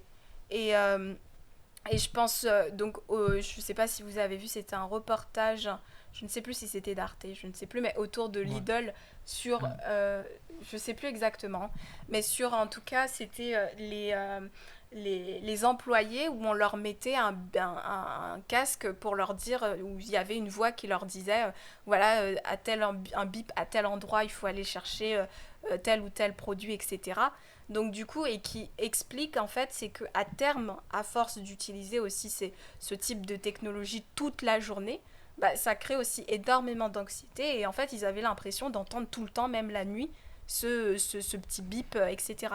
Donc c'est vrai qu'il y a une dépendance de l'humain vis-à-vis de la machine, et je pense que surtout quand c'est utilisé à but commercial, c'est assez dangereux. À la limite, ChatGPT, ça peut être juste à but juste de loisir, entre guillemets, où on ne va pas vouloir aller chercher trop d'informations et on aura la bibliographie. Voilà, mais sinon, je pense que sur certains aspects, il faut quand même faire attention, et je pense que c'est très bien qu'on ait des personnes qui discutent dessus et qui veulent réguler tout ça. Pareil, ça renforce pas une forme de sédentarité, ça, le fait de ok, il y a ChatGPT, donc on cherche une information, on a juste à taper machin, et puis le truc sort tout seul. Il y a Ouais, plus c'est ça. cette idée de recherche, cette idée de curiosité, et ça annihile quand même certaines notions de l'être humain, ça aussi, la curiosité, Ouais. T'en penses Après, quoi, toi comme c'est une conception aussi de l'homme. Tandrif a parlé d'abrutissement, mais il y a Neuralink, c'est-à-dire une puce Ah. qui se met derrière Oui. votre cou, et pour diriger ou pour optimiser vos capacités. J'ai envie de dire, si on a un problème, il faut une solution, et la solution, on va trouver la solution dans les intelligences artificielles elles-mêmes. J'ai Et juste une question. Mais du coup, où est le problème? Justement, Parce que tu dis s'il y a un problème. Mais c'est- Justement, s'il y a un problème, il y a une solution, et la solution, on va la trouver dans plus d'IA. Et pour revenir, la solution pour les intelligences artificielles concernant la cybersécurité, on pourrait même aller encore plus loin, faire en sorte que la communauté internationale se mobilise pour créer des intelligences artificielles pour planifier l'économie et aller vers un progrès continu. C'est que Tandrif ne sera pas d'accord. Mais voilà, Attends, Riff, tu souris de C'est- plus en plus. c'est Ouais, ouais. c'est voilà, parce que les intelligences artificielles vont nous permettre de mieux planifier et de moins être dépendants de la nature. On n'a pas besoin d'être dépendant de la nature. On peut s'en extraire pour aller vers des performances optimales, développer notre cerveau. Là où on doit se poser, c'est l'utilisation de ces outils. C'est pas les outils, c'est pas ChatGPT ou les intelligences artificielles en soi qui posent problème. Mais c'est comment on va les utiliser. Et pour ça, faut un état fort, un État qui va vers les autres pour pouvoir réguler. Et pour l'Union européenne, à mon avis, la régulation va être caduque. En janvier, on était à ChatGPT 3.5. Mars, avril, on est déjà passé à ChatGPT 4.0. Ouais, Donc, j'avais. le temps qu'ils mettent en place une régulation, C'est quoi la différence d'ailleurs entre ChatGPT et la nouvelle? C'est des évolutions simples de. L'algorithme en fait Ouais. qui est plus efficace, qui intègre plus de données. Je sais que le chat GPT gratuit tel qu'on l'utilise par exemple, la base de données se limite, je sais plus, à septembre 2021, il me semble, je sais pas. Ouais. Je pense que ceux pour quoi on paye sont un peu plus performants que celui-là. Voilà, ce sont aussi des machines qui apprennent beaucoup et c'est très Ouais. bien comme ça. je rejoins Tandrif. Ouais. Et deuxièmement, oui, ça représente une complémentarité. L'homme, c'est ça, il ne faut pas voir l'homme comme quelque chose où l'homme a une essence immuable, indépassable. L'homme peut se dépasser lui-même. C'est des évolutions successives. Ce n'est pas le sujet. Avant, on était à aujourd'hui, on est à Homo sapiens. Il y avait Homo florensis. Demain, c'est peut-être Homo Deus ou bien Homo. Et d'ailleurs, sur ça, il y a aussi le mythe prométhéen. C'est faire de l'humain un être nouveau, un être détaché de ses éléments naturels, un homme détaché de ses émotions. Et les émotions, évidemment, c'est utile les émotions, mais une fois qu'on va développer les intelligences artificielles, on va pouvoir dépasser les émotions, voir les émotions comme quelque chose qui n'a plus lieu d'être, et pour passer une rationalité purement scientifique et aller vers le point central qui est le développement de l'humanité, la performance, et voilà. Tu sais ce qui arrive quand on désactive la neurone qui est à l'origine des émotions dans le cerveau? Et ben on devient psychopathe. Et ben c'est justement ce que Thomas prône. Enfin, Non, pas du tout, Pour lui, pas du tout. c'est Déjà, pour lui, j'ai le pas mal. dit, Ça veut dire que Thomas j'ai pas dit que c'est va devenir aujourd'hui. psychopathe un jour. Ouais. finalement, Il extrapole mes propos. si on tue les émotions, si on tue cette forme de Mais j'ai pas conscience-là- parlé de tuer les émotions, Ah bah, j'ai pas essayé si de les on dépasse Les dépasser. émotions, Non, c'est qu'on les tue. Mais attends, Et finalement, l'homme néandertal a disparu. On est passé à mais plusieurs l'homme types, de Néandertal plusieurs n'avait types pas d'émotions. d'homo. L'homme néandertal n'avait pas d'émotion. Ah, je sais pas. Si, il en avait, à mon avis, toutes les espèces ont une Ouais. forme d'émotion. Ce que je veux dire, c'est que, évidemment, quand on parle d'émotion en termes bruts, quand je parle de dépasser, c'est évidemment, c'est pas tout de suite là maintenant. Je veux dire, qu'on va atteindre une complémentarité entre l'homme et la machine, là, on va pouvoir se développer et pas à pas voir dans les émotions une forme de caducité. Mélana, après, tiens, pour vas-y. la réintégrer un petit peu au débat par rapport à tout ce qui se dit là. Porter, Après, je pense que je comprends un petit peu quand Thomas explique autour de l'idée, enfin ouais, l'idée prométhéenne de l'homme. Je pense que ça, c'est un peu aussi problématique parce que est-ce qu'on a besoin vraiment d'un surhomme, finalement, d'un homme augmenté? Donc, je pense que ça, c'est pas très, très... enfin, je trouve que c'est un petit peu parfois limite totalitaire sur certains points. C'est le cas. C'est le cas. C'est Enfin, le oui. Non, cas, tout à Après, fait. je pense que c'est un petit... Enfin, Là- c'est... Là, on est dans la totalité de la nature. Là, on va passer de la totalité à l'homme. L'homme purement construit par lui et pour lui. Là, c'est la nature qui Mais Oui, est construite. Thomas. mais je pense que... alors, je trouve que c'est un autre débat aussi, parce que du coup, autour de l'humain, je pense que ça pose aussi la question un petit peu du but de l'humanité. Oui. Après, pour ce qui a trait autour de l'intelligence artificielle, est-ce que le but de l'intelligence artificielle, c'est d'avoir des êtres humains augmentés? Je ne pense pas. Je pense que c'est juste aussi d'avoir des alternatives à l'humain, en fait. Et tout ce qui a trait à l'efficacité, la performance.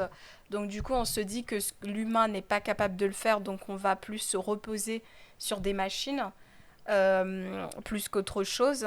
Et en fait, je pense qu'on n'en est pas encore là et j'espère qu'on n'y sera jamais à cette idée de l'homme augmenté.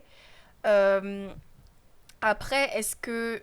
Bon, c'était la question que tu posais autour de est-ce que l'intelligence artificielle est dangereuse? Donc, je et notamment en reviens matière de à... cybersécurité, ouais. Oui, donc du coup, ça, bah, j'avais déjà un peu répondu. Ouais, ouais. Mais après, je pense que... Enfin, je pense qu'il y a vraiment un truc assez alarmiste autour de l'intelligence. Mais je vois aussi que d'autres... je crois que c'était là Elon Musk qui développait l'alternative à ChatGPT. Donc du coup, c'était de mettre en place une machine qui dirait que la vérité. Donc c'est assez bizarre parce que c'était... Mais quelle vérité! C'est ChatGPT.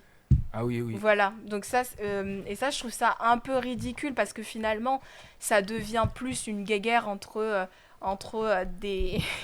voilà, juste Oui, oui. bah, du coup, Tout à oui, fait. et que c'est un petit peu ridicule parce en fait, on va créer, et là, du coup, c'est vraiment l'aspect commercial parce que parce qu'on a l'adversaire commercial qui crée, donc du coup, faut le concurrencer sur un autre point similaire, et finalement, bah, ça n'a ni queue ni tête, et ça n'a aucun...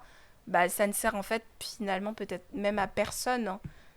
Donc du coup, je vois pas l'utilité de développer davantage d'intelligence artificielle. Voilà. Tendrif. Bon, maintenant après, je reviens peut-être sur Neuralink, je réponds sur la Ouais, ouais. cybersécurité Et après, on passera à la après. dernière question. Finalement, en fait, d'une certaine manière, ça peut servir à résoudre certains problèmes comme les handicaps moteurs, certaines dysfonctionnalités physiques. Maintenant, est-ce que si on généralise ça, on ne rentre finalement pas dans la même logique que toute la logique du capitalisme, c'est-à-dire non pas résoudre un problème, mais créer un besoin qu'on devrait combler en fait par l'utilisation de ces intelligences artificielles-là. C'est-à-dire que ces besoins n'existent même pas en fin de compte. Ce sont des besoins créés par l'IA, comblés par l'IA. Nous devons consommer juste pour engraisser je ne sais pas qui. Voilà, ce sont des questions qui se posent finalement. Maintenant, attendez, je me retrouve. Voilà, il faut savoir pour quelle finalité finalement nous servira cette intelligence artificielle. Est-ce que c'est une technologie qui vise à servir l'humanité ou à asservir l'humanité, pardon. Voilà. Est-ce que finalement, en fin de compte, nous ne serions pas des moutons, désolé pour le terme complotiste, mais des moutons des génies.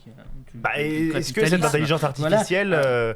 Vas-y, finis. Voilà, j'aimerais juste finir sur la cybersécurité. C'est quand même un peu la même question que sur l'arme nucléaire. Hein. Est-ce que l'arme nucléaire menace plus nos sociétés ou elle nous protège d'autres menaces nucléaires?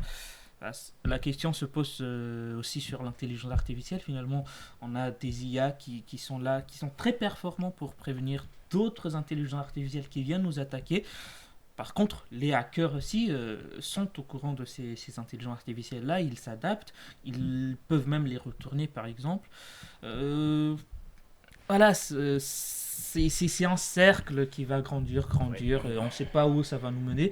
Ça peut être dangereux, mais il faut quand même prévoir ces possibles inconvénients, les prévenir, afin qu'on n'ait pas les mêmes regrets que pour l'arme nucléaire, où on finit par signer des traités, mais c'est qu'un papier qu'on peut déchirer Évidemment. à tout moment. Thomas. Oui, j'aimerais juste dire une chose concernant les intelligences artificielles et leur développement. Bon, ça, on va dire que c'est utopique, mais ce qui pourrait résoudre aussi ce problème de cybersécurité et même de manière plus générale plusieurs conflits, on pourrait, les États du monde pourraient trouver un consensus pour une forme de gouvernement mondial. Après, bon, c'est assez utopique. Bah, pour certains, justement, mais- ça revient à la dernière question que je voulais poser. Est-ce que l'intelligence artificielle peut un jour prendre le contrôle du monde et ainsi prendre le pouvoir sur le monde politique Après ça, c'est assez alarmiste. Ah, moi j'ai peur de là, donc forcément je vais avoir un axe de réflexion et de ligne éditoriale assez. Mais Puisqu'il faut le voir comme complémentaire et en parallèle. C'est inutile d'opposer comme il y a un proverbe. Mais si c'est complémentaire à l'être humain, ça veut dire que finalement l'être humain doit encore tout gérer. Ça veut dire que l'être humain est quelque chose, qu'il n'est pas Oui, un simple truc. mais attends, dans la quelque nature. chose est truc. Ah, Quelle est la Mais- différence? alors, l'être humain Juste, est quand même, je a finis- quand même une certaine je finis. supériorité. par Mais rapport- je n'ai Ouais. pas dit le contraire. Ah bah, tu insinues. Non, le- là j'ai parlé pour le futur, parce qu'on parle du développement des IA. Ça évolue extrêmement vite. Ah On bah, parle dans ça, oui. 50 ans, dans 100 ans. Et juste, il ne faut pas poser, il y a un petit parallèle, juste pour dire qu'un proverbe qui dit les choses de ce monde doivent se développer sans rivalité. Comme les 4 saisons s'alternent, sans contradiction. sans rivalité, c'est-à-dire Ça- qu'est-ce que tu entends Non. quand tu dis sans rivalité Non, ça veut dire en fait que les intelligences artificielles vont se développer en parallèle avec l'humain pour faire en sorte que l'humain puisse se développer avec les intelligences artificielles. Et même si demain, d'ailleurs, il y a un super bouquin qui parle de ça, c'est pas d'Aldous Huxley, mais c'est un autre bouquin utopique. C'est sur bon, j'ai oublié le nom, où ça parlait d'une intelligence artificielle qui planifie nos vies pour être plus performant, c'est-à-dire que dès la naissance, on sait déjà où on va, où nous sommes attribués, et de par là, on évolue. Donc voilà. Dernière prise de parole pour chacun, on commence par Bedana. Elle va finir sur TikTok, cette compilation là. Ah ouais, alors là, attention. Petite prise de parole. A Star is Born. Bedana. Bah, après, je pense que autour de... Donc c'était la question autour de est-ce que ça dominera un peu le monde. Enfin, je pense que ça revient un petit peu à tout ce qu'on a dit, c'est-à-dire qu'il y a vraiment l'aspect assez alarmiste autour du sujet et aussi très très pessimiste finalement. Et je pense que c'est... Enfin, je crois qu'il y a un courant en philosophie, je ne sais plus ce que c'était, mais c'était vraiment par rapport au conservatisme de l'humain ou cette peur assez particulière finalement autour de est-ce que l'intelligence artificielle dominera le monde et finalement soumettra les humains. Je pense qu'on est encore très très très loin de tout ça et qu'après voilà, il y a juste des régulations et qu'en fait chaque individu et aussi voilà, le corps collectif doit doit s'emparer aussi de ces sujets-là et du coup, on doit aussi apprendre à mieux consommer toutes les technologies. Parce que du coup, je pense notamment dès le plus jeune âge où on met les tablettes ou des téléphones à des enfants très jeunes, etc. Donc du coup, je pense que voilà, autour de ces développements, c'est ce que j'en retiens. Dernière prise de parole pour Tendrif ce soir. Bah, est-ce que l'IA dominera le monde? Non, tout simplement. Mais est-ce qu'elle dominera les humains? Ça dépendra de ce qu'on en fait. Finalement, ça, voilà, ça revient toujours en fait, à quel but finalement ça servira l'intelligence artificielle. Est-ce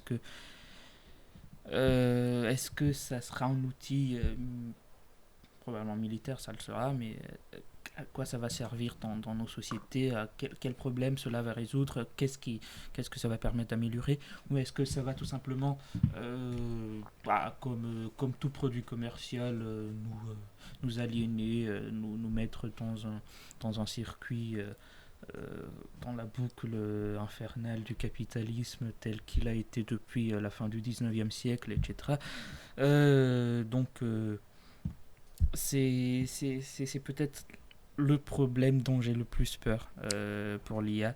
Je ne suis pas contre son développement, je pense qu'il faut même investir dedans, mais repenser l'IA avec plus d'éthique, repenser les objectifs de l'intelligence artificielle, sûrement créer une sorte de laboratoire d'idées avec des psychologues, sociologues, philosophes d'un côté, des mathématiciens de l'autre, des représentants de la société civile, des politiques, des fonctionnaires, pour discuter ensemble du progrès qu'on veut, parce que finalement le dernier mot revient au peuple, pas comme certains le prétendent, je pense que le peuple lui-même sait ce dont il a besoin et doit se concerter là-dessus pour éviter qu'un État, que des élites, que des grands patrons, que des grandes entreprises puissent prendre la main sur leur conscience, sur leur cerveau. Voilà.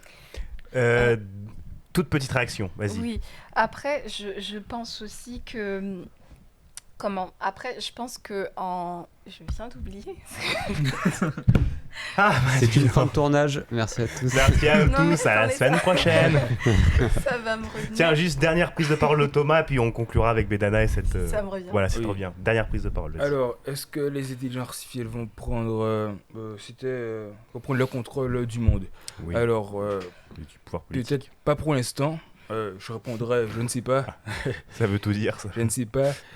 Et encore une fois, il faut voir les intelligences artificielles comme complémentaires. Et les intelligences artificielles n'ont pas besoin, j'ai envie de dire, les intelligences artificielles n'ont pas besoin de ressembler à l'homme ou avoir l'intelligence humaine. Il suffit de la dépasser, cette intelligence humaine.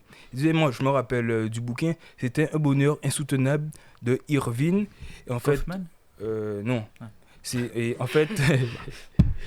Dommage. Et en fait, ce bouquin parlait d'une super intelligence artificielle, d'une intelligence artificielle forte.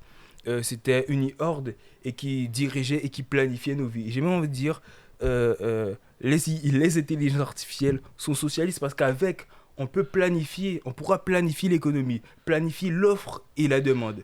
Donc voilà. Et une chose aussi sur est-ce qu'elle va prendre le contrôle du monde? C'est beaucoup trop alarmiste pour les enjeux.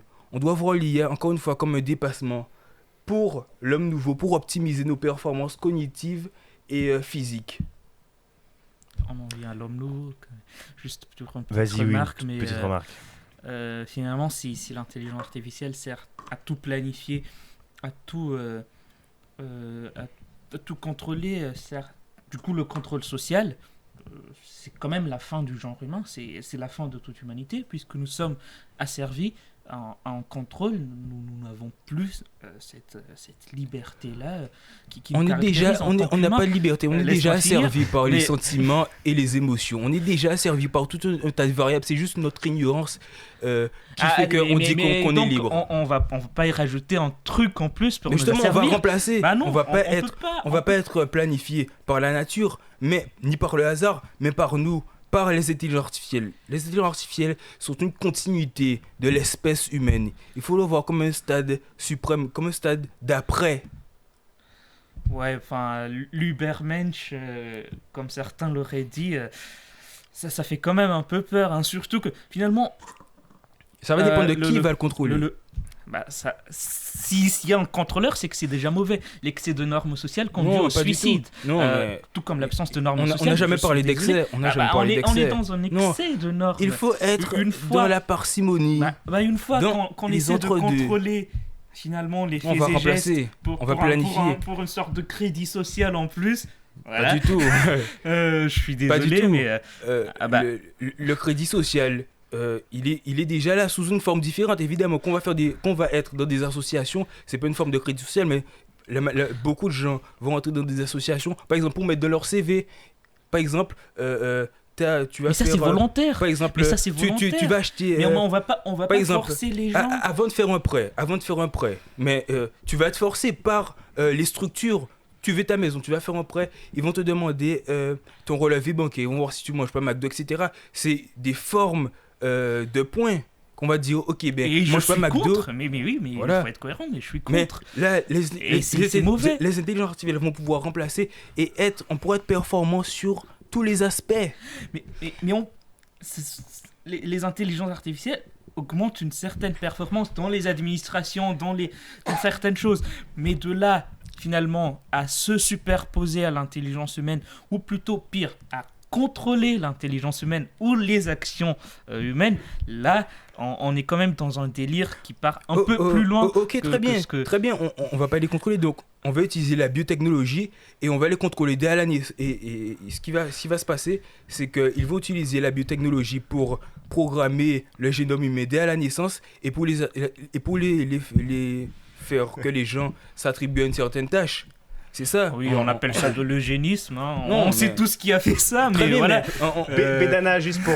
il faut quand même de Oui, l'eugénisme alors- en sélectionnant les C'est embryons. ça, c'est toi qui le dis. C'est Bédana, toi qui le dis. vas-y. Oui, du coup, je Dernier vais trouver un propos de petit Bédana peu. hein, pour ce débat. C'était autour de par rapport à l'intelligence artificielle. Je trouve que c'est déjà un peu partout dans notre, dans les sphères de notre société. Par exemple, maintenant autour de les entretiens, certains entretiens d'embauche se font avec des intelligences artificielles. J'avais une amie qui me disait qu'elle a eu un entretien d'embauche avec une intelligence artificielle. Bon, c'était extrêmement bizarre, mais du coup, ça paraissait à peu près normal, en fait. Donc, je pense que sur plein de pans de notre société, bon, là, ça paraît un petit peu alarmiste parce qu'on finalement, on s'en rend pas compte, mais sinon, il y a pas mal de choses qui étaient déjà présentes. Et notamment, c'était les robots où on peut parler. Même là, au niveau du téléphone, c'est hallucinant aussi. On a affaire à des robots au téléphone. Et en fait, je pense que ça va juste être un petit peu la norme parce que du coup, il y a aussi dans la société, aussi une certaine forme d'absence de prise de conscience de ce que ça pourrait devenir à l'avenir. Donc je pense que dans la société, en règle générale, il n'y a pas cet aspect aussi alarmiste que ça, puisque les gens font avec. Donc du coup, s'ils doivent avoir un rendez-vous avec un robot, ils ne vont pas trouver ça plus bizarre que ça petit à petit, finalement. Ils font avec parce qu'ils peuvent peut-être aussi plus faire autrement. Oui, c'est exact. Oui, tout Et à fait. finalement, en fait, je finis. Le recrutement par intelligence artificielle, je suis vraiment désolé. Le sujet est trop passionnant. C'est bien, c'est pas bien, je sais Continuons à pas. l'extérieur. Mais quand finalement, comme j'ai dit, l'intelligence artificielle n'est pas plus intelligente que les données qu'elle intègre. Donc sûrement, elle aura sûrement un profil d'un bon candidat, d'un candidat moindre. Je trouve ça trop biaisé finalement. Et il est aussi biaisé que, voire même plus que nos conceptions. Allez, la toute dernière, vraiment, après j'arrête. Oui, parce que je rebondis juste sur ce que tu dis depuis tout à l'heure par rapport à l'intelligence artificielle ne peut pas être plus intelligente que les données qu'elle intègre. Tout à fait. Je ne suis pas totalement d'accord parce que l'intelligence artificielle, c'est des données qu'elle intègre finalement. Donc elle ne peut pas être plus intelligente que ce qu'elle est. Tu vois, voilà, mais c'est tout à fait ça. Mais ça veut dire finalement que nous, on leur intègre des données. Ces données-là circulent. Mais il apprend, mais finalement, il ne peut pas dépasser le niveau d'apprentissage d'un humain. Non, justement, ça, je suis pas d'accord. C'est-à-dire que, par rapport à l'intelligence, là, on parle juste en termes d'intégration, d'information. Tout à fait. Donc, du coup, de traitement de voilà. Après, je pense que autour des IA, en fait, c'est comme comment ça s'appelle, les CAPTCHA là. Bah, plus on les fait fonctionner, en fait, plus elles deviennent intelligentes et elles deviennent performantes. Comme un humain. Exact. Bon, les CAPTCHA, Si, c'est pas ce qu'il y a de plus intelligent. Hein. Bah justement, c'est plus tu Bon, on va pas dire pas. tu résous. Et donc c'est pareil au niveau des algorithmes. Ouais. En fait, plus tu les nourris et plus. Oui, mais elles ils ne Théo, dépasseront jamais. Le live. Dernier point sur le live, Théo. Ouais, dernier petit point. Sur le live et sur les commentaires, on a juste Monsieur Berthelet qui était d'accord avec l'homme augmenté. Et lui, il voulait que biologiquement, il soit augmenté. Voilà. Oui, ce sera possible avec les biotechnologies. Exactement. Et petit dernier point sur l'explosion. Oui, Donc, il y a Monsieur Gérald Darmanin qui est allé sur place pour assister à ce qui se passe. Et il y a une enquête qui est en cours pour voir quelle était l'origine de cet incendie et de cette explosion. Bien, vous pourrez suivre ça ce soir sur les différentes chaînes d'information et sur les réseaux sociaux. Vérifiez bien vos sources et vos informations qui traînent, parfois sur Twitter, c'est un petit peu... Merci à vous. Pour tout. Sur le Merci site beaucoup. du Merci à PCC vous. aussi, Merci à Théo. Ah, Merci t'as pas à entendu ce Loïc. qu'il a dit là? Comment? Répète la petite Non, punchline. j'ai juste dit sur le site du PCC aussi, c'est un peu fourre-tout, mais bon. J'ai pas compris. Comment? Le PCC. Bah, Tandrifi, t'as eu des arguments très communistes, je trouve, à des moments. Non, mais c'était... Faudra regarder mais j'ai eu la des redis. arguments très anticapitalistes. Mais il Ouais. le soutient, il l'assume. Bah oui, Il a je joué l'assume. le grand C'est beau, capital. c'est beau. Oui. Oui, Il a un je nouvel l'assume. élève, Thomas. Et entre les deux. Alors, non, Ah, mais je On va pense... pas refaire le débat. oui, on est reparti Dehors, là. le débat dehors, si vous Non, voulez. on Merci déconne. à toutes, merci à tous. La semaine prochaine, simplement, débat sur le climat, sur la gestion de l'eau, le stress hydrique, j'en perds mes mots, et sur la sécheresse, avec un météorologue qui s'appelle Pierre et avec Amanda qui avait déjà débattu Et ouais, avec nous. Voilà, ils seront là pour débattre pour la dernière de la saison. Voilà, merci à vous. dernier Merci pour pilote. votre fougue, pour votre passion. Merci à l'équipe. à Merci vous. beaucoup. Merci à à tous. nos viewers.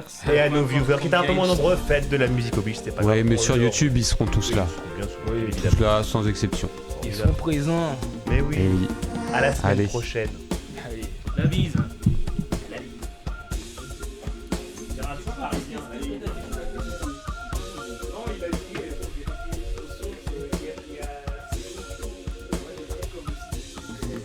J'ai remis la musique